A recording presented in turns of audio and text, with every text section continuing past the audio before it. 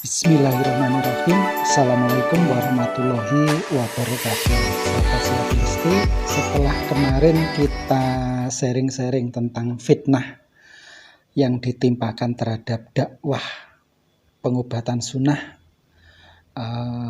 Tibun Nabawi, yaitu bagian bekam. Untuk selanjutnya kita akan sharing masalah belajar tentang bekam.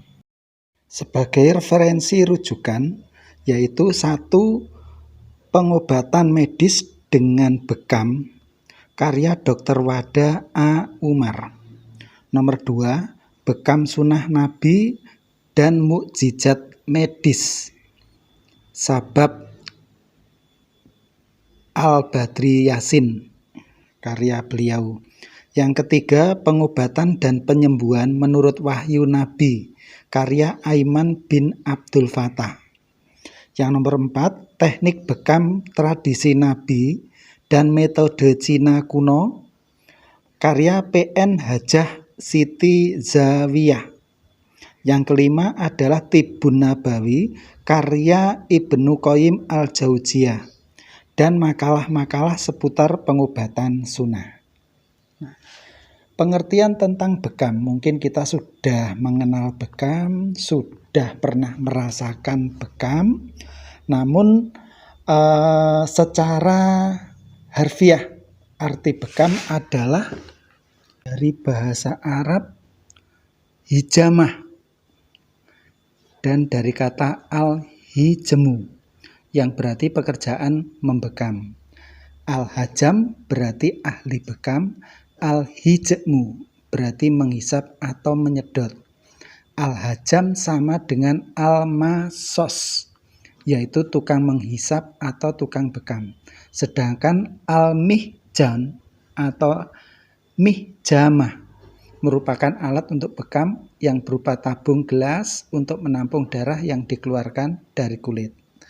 Hijamah adalah pengobatan yang sudah dikenal ribuan tahun sebelum Masehi dengan nama lain canduk atau cantuk atau kop atau mambaan.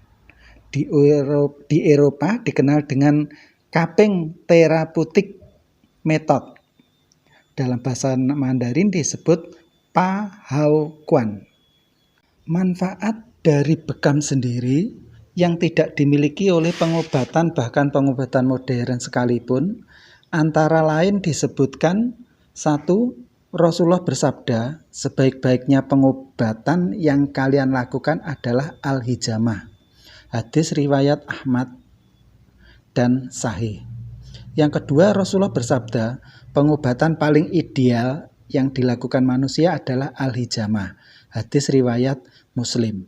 Yang ketiga, Rasulullah menyebutkan 3 pokok kesembuhan yang bisa diperoleh dengan 3 cara, yaitu sayatan, pisau, tusukan jarum, bekam, tegukan madu, sundutan api. Namun aku tidak menyukai berobat dengan sundutan api.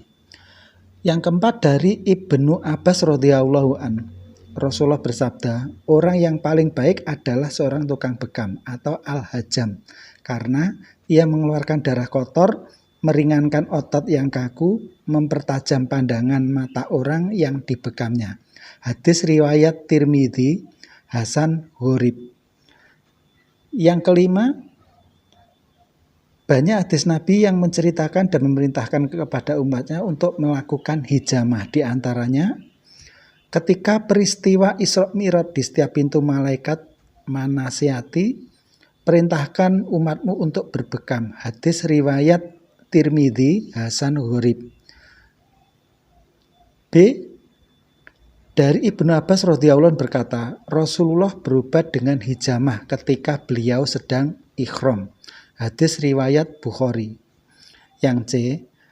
Dari Ibnu Abbas radhiyallahu anhu berkata, Rasulullah berobat dengan hijamah ketika beliau sedang puasa. Hadis riwayat Bukhari. Waktu-waktu boleh berbekam. Diriwayatkan dari Anas bahwa Rasulullah biasa berbekam pada ahda ain dan tengkuk. Beliau berbekam pada tanggal 17, 19, 21 Hijriah. Hadis riwayat Tirmidzi 51 Hasan. Rasulullah bersabda, barang siapa berbekam pada tanggal 17, 19, dan 21, maka itu akan menyembuhkan semua penyakit. Hadis riwayat Abu Dawud, hadis 3861 Hasan.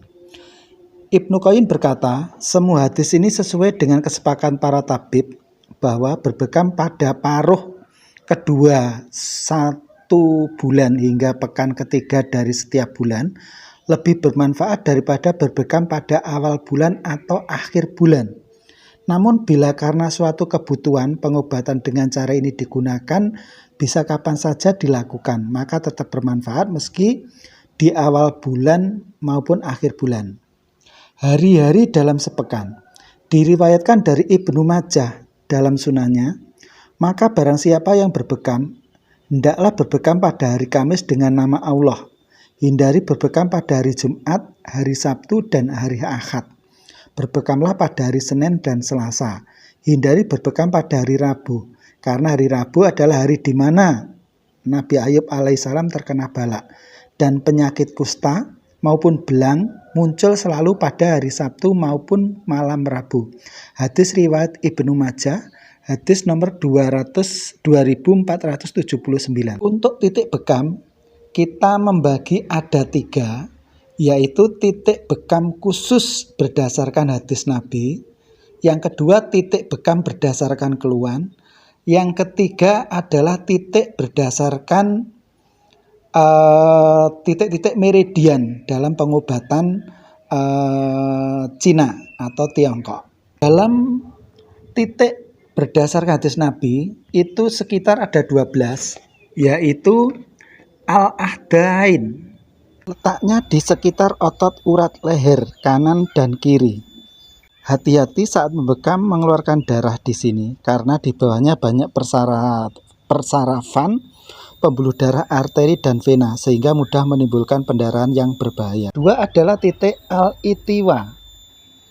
Al-itiwa terletak di bawah mata kaki bagian dalam. Pengobatan kedokteran kuno merupakan titik meridian yin, su, luo, si, dan titik induk dari meridian yin, qiu, dan qing. Ketiga adalah kahil, terletak di tonjolan tulang leher belakang.